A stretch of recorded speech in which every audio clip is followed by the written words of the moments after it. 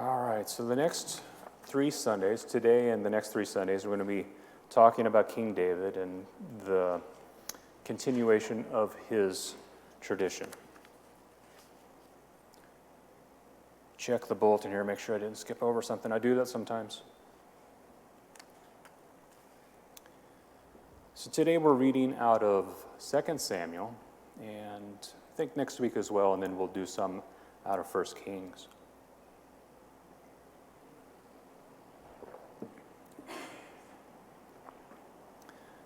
This reading takes place after King David had engaged in an inappropriate relationship with another man's wife. As a result, she was with child, and so he ended up having the man murdered so that he might not be disgraced. When the wife of Uriah heard that her husband was dead, she made lamentation for him. When the mourning was over, David sent and brought her to his house, and she became his wife and bore him a son. But the thing that David had done displeased the Lord, and the Lord sent Nathan to David. He came to him and said to him, "There were 2 men in a certain city, the one rich and the other poor. The rich man had many flocks and herds, but the poor man had nothing but one little ewe lamb, which he had bought. He brought it up, and it grew up with him and with his children. It used to eat of his meager fare and drink from his cup and lie in his bosom, and it was like a daughter to him. Now there came a traveler to the rich man, and he was loath to take one of his own flock or herd to prepare for the wayfarer who had come to him. But he took the poor man's lamb and prepared that for the guest who had come to him. Then David's anger was greatly kindled against the man. He said to Nathan, 'As the Lord lives, the man who has done this deserves to die. He shall restore the lamb fourfold because he did this thing, and because he had no pity.' Nathan said to David, 'You are the man. Thus says the Lord, the God of Israel, I anointed you king over Israel, and I rescued you from the hand of Saul.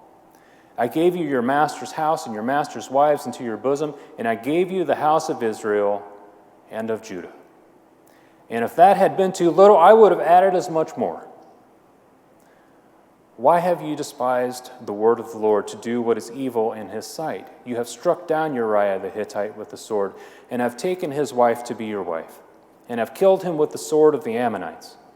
And now, therefore, the sword shall never depart from your house, for you have despised me, and have taken the wife of Uriah the Hittite to be your wife.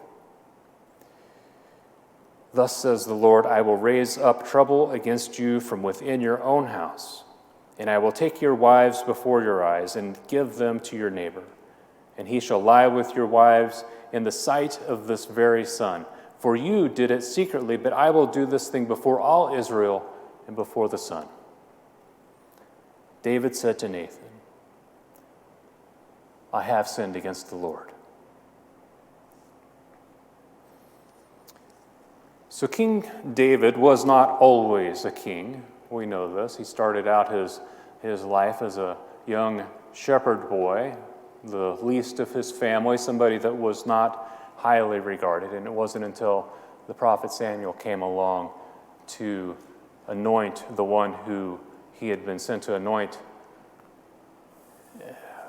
on behalf of God to be the new king. And he was only called after the fact as an option when Samuel and and David's father Jesse had gone through all the other brothers, which they shot. Surely this older one, this more capable one, will be the king, but it was the youngest of the family, David, that kid that was forgot out in the wilderness or in the fields with the flocks. The afterthought that Samuel anointed that day.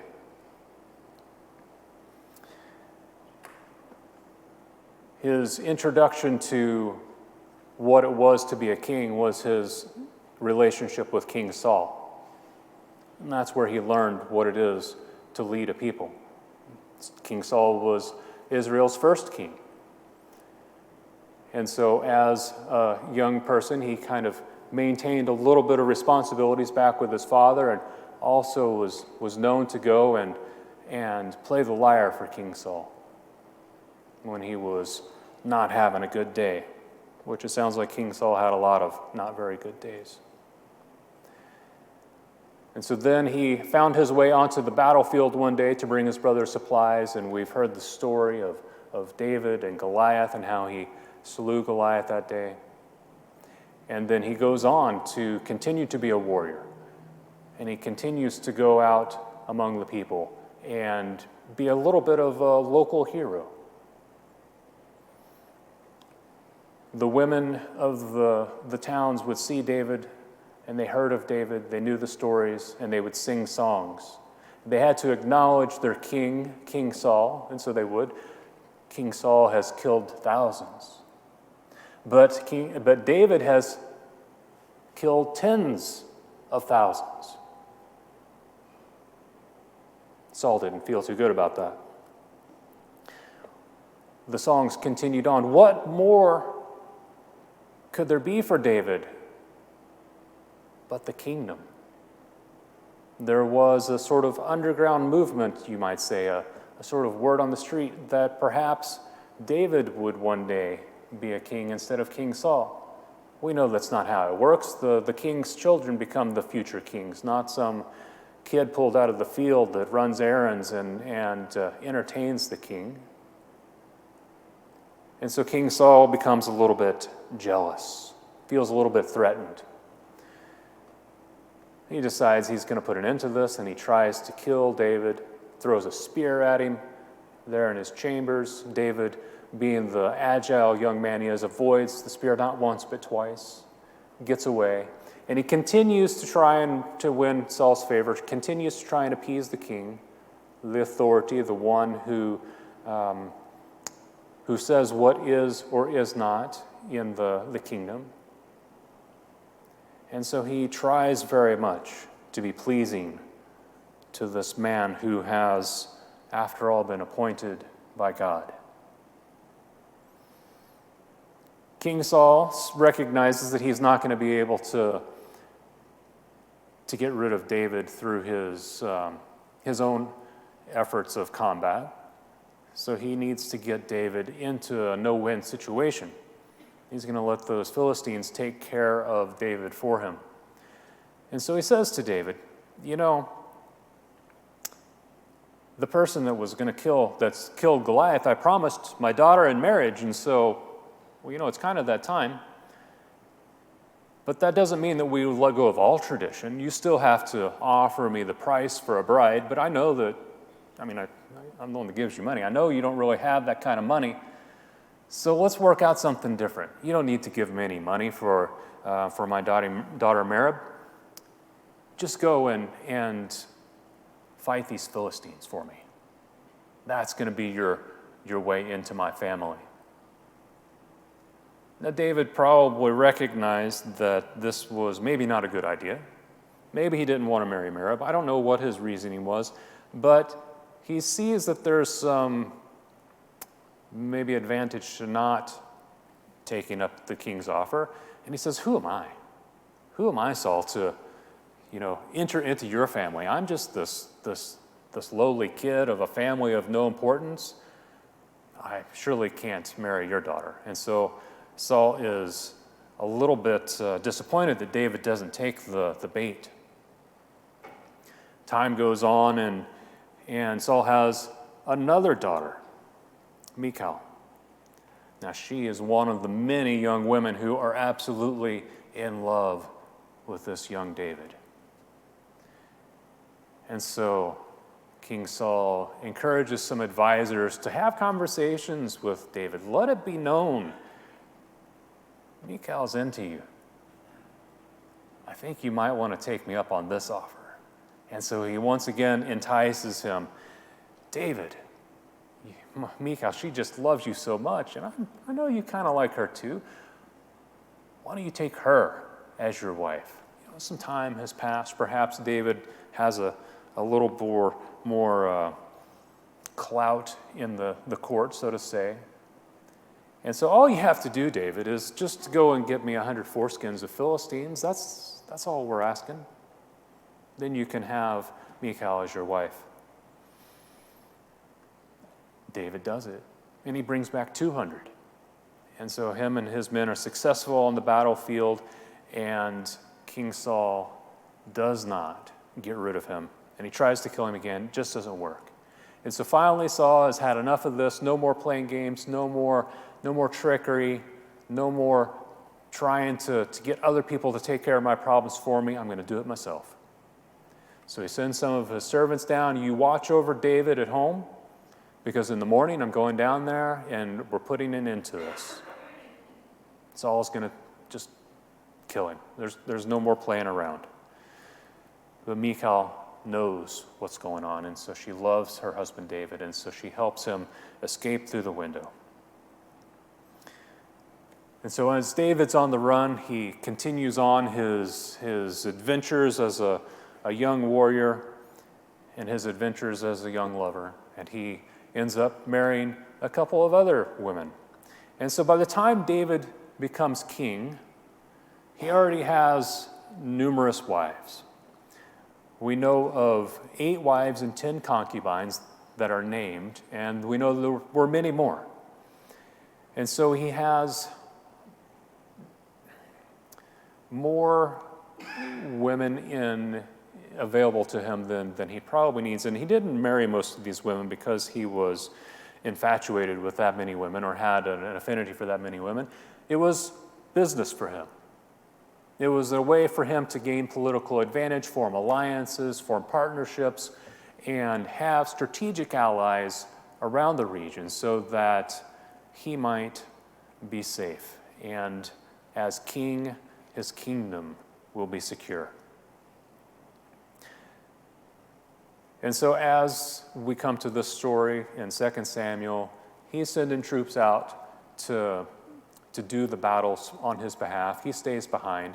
He's not going out into the field anymore. There are many people, despite his popularity, who are out to get him. Because after King Saul and his son Jonathan died, there were some who felt that Saul's youngest son, the only one left, but happened to have a physical limitation that didn't allow him to be a fully capable warrior, but this son was the only one left, but people said, even still, he is the rightful king. And so there's this division among the people as to who the proper king is. Is it King David? Or is it the descendant of Saul's line that's going to continue to be the one who rules over Israel? And so we have the kingdom of Israel in the north and the kingdom of Judah in the south, and they're kind of at odds with one another.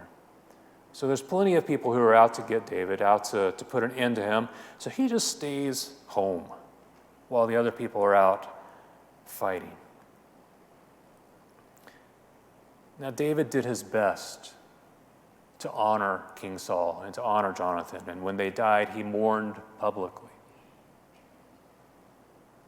The person who claimed responsibility for killing King Saul was put to death. Despite our differences, that was still God's anointed and appointed king. And David was not challenging that.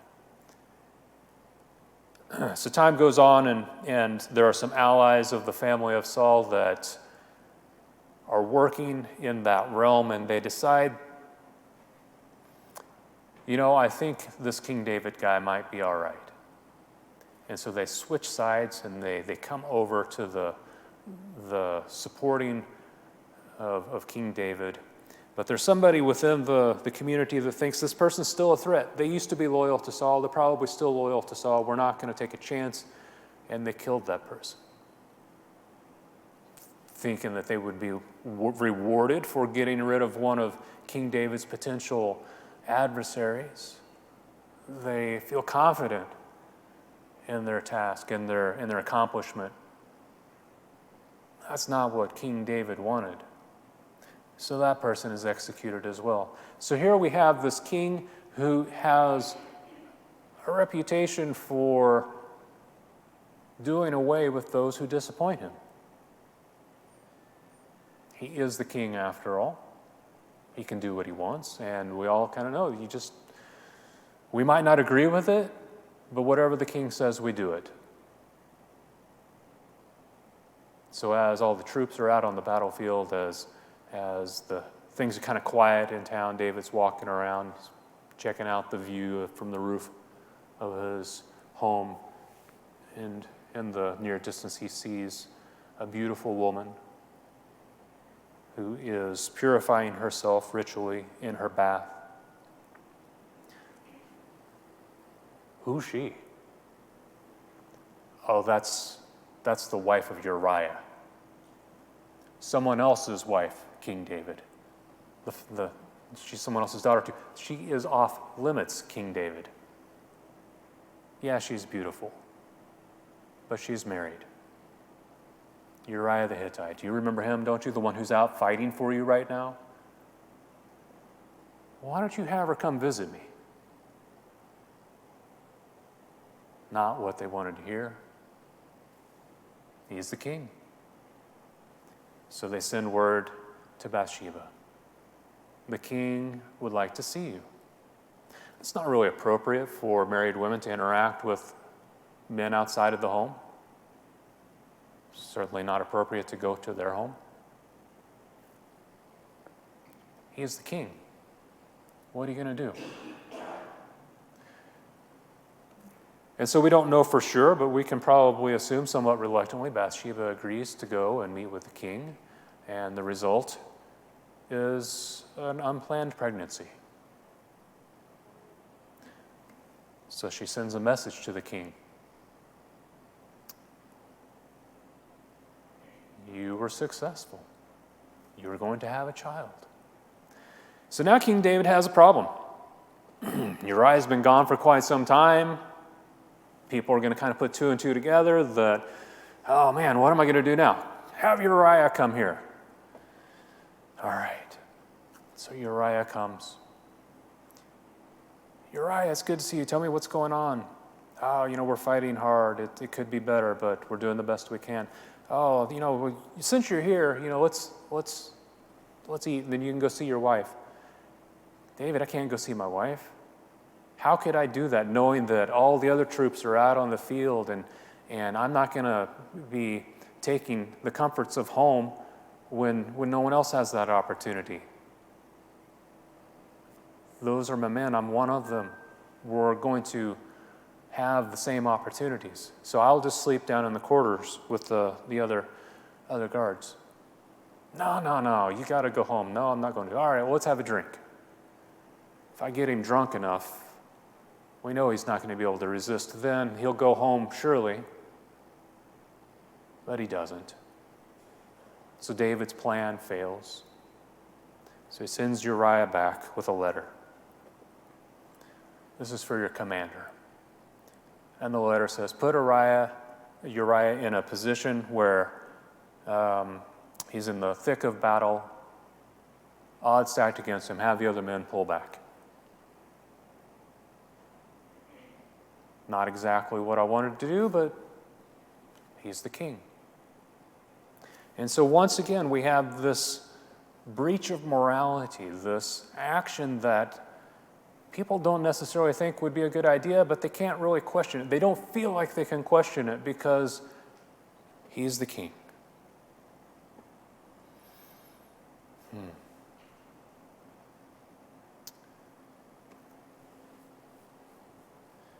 And so that is our story today.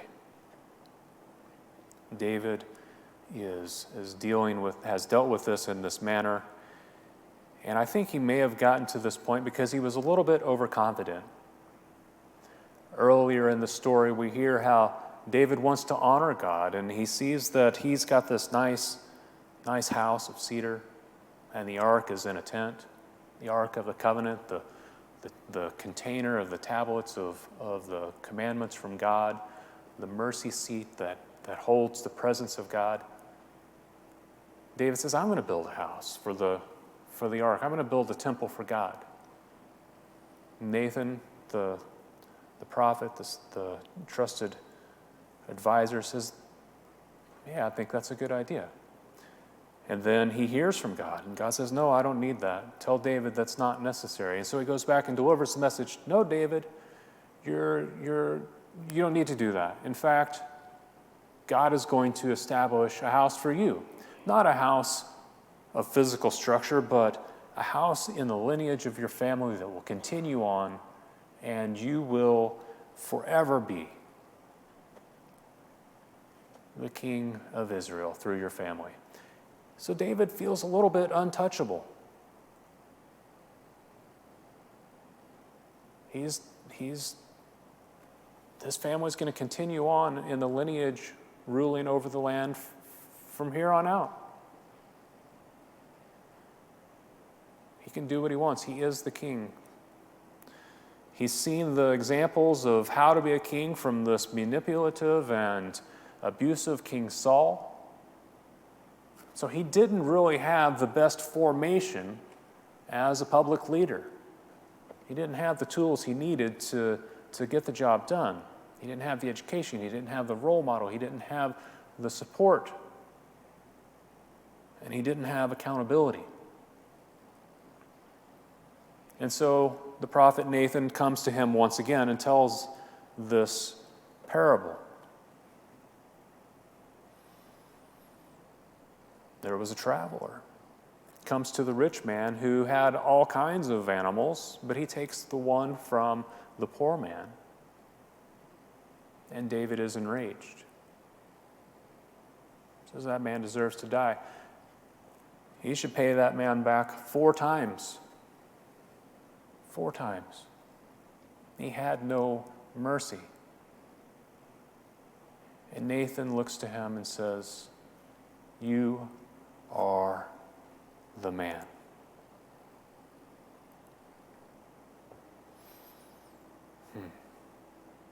That's how he chose to deal with that. He had some different options available to him. He could have come to David and said, "Look, man, here's the deal. I know you're the king, but you don't take another person's wife. You don't have him killed. You know better, David." It would have been pretty risky. He could have also done some political maneuvering, gone out in public and said, "This is what King David has done," publicly shamed him, publicly humiliated him. Got some of those people who were advocates for the lineage of Saul to ally with him and undo David. But he instead went through this process of manipulation, tricked David into convicting himself. Felt like that was his best option. Because the other ones may very well end in him in execution, imprisonment, exile. We don't really know what would have happened. So that was the thing is. And so David had those options as well. What am I going to do with this man who's just confronted me about my transgressions? And instead of killing him on the spot, throwing him in jail, or trying to bribe him so that maybe they could come to an agreement, or sending him away to a foreign land far away, never to return, instead of all those, David listened to what the man was saying to him.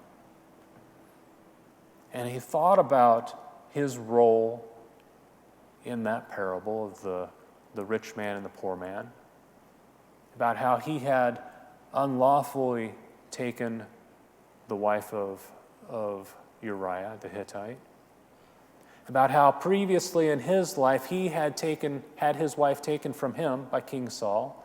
His first wife, Michal, was taken from him when he was on the run, given to another man. He's been the poor man, he's been the rich man. He's been the traveler on the road who needs cared for. David recognized in that moment that he was an ordinary man. Despite being the king, he was just a human. And his humility came forward, and he recognized how he had sinned against Uriah, how he had sinned against Bathsheba, how he had sinned against every person that he had drawn into this mess that he had created, the messengers, the ones who were carrying out the orders to send Uriah to the front, those who fell beside Uriah because they were in a vulnerable position, those who lied on his behalf. He recognized that he had sinned against all those people, and in doing so, he had sinned against the Lord.